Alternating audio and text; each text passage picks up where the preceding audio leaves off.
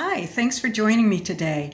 My name is Maureen and I am a Dominican volunteer for EcoJ this year. Today I'm going to read a story. The story is about what happened on the very first equinox, when there was only one woman and one seed. Our story is written by Eric Carlberg. Part 1. In the beginning there was no sun, no soil, no water, and no wind. There was just one woman and one seed.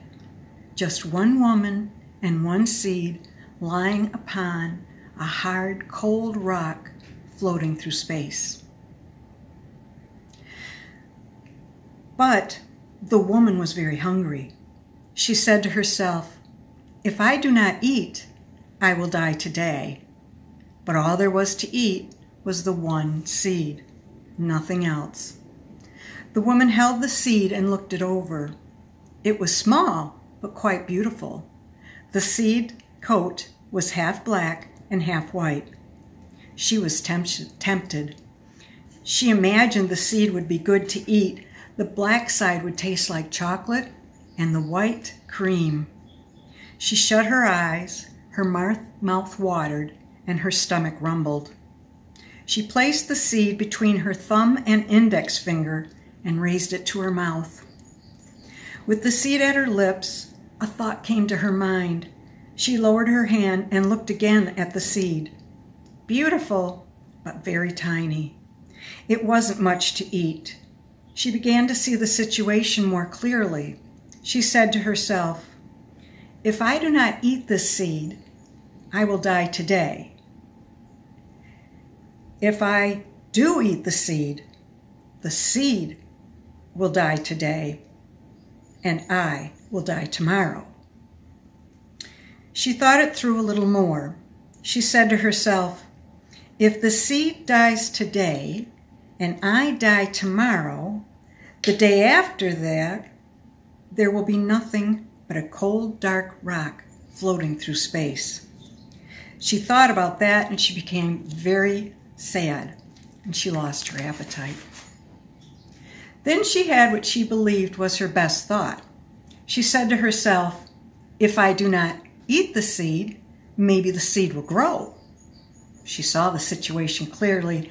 In her mind's eye, she imagined the seed growing. That thought took her sadness away. She thought, "I must not eat the seed. The seed must grow." The woman laid her body down on the cold, hard rock. She brought her hands to her chest and gently cradled the seed over her heart. She imagined that she could feel a baby plant stir within the seed's coat. She grew very calm and still. She whispered to the seed, "Tiny seed, you have a name. Your name is life. Because even as I lay dying, life goes on." Then the woman breathed her last.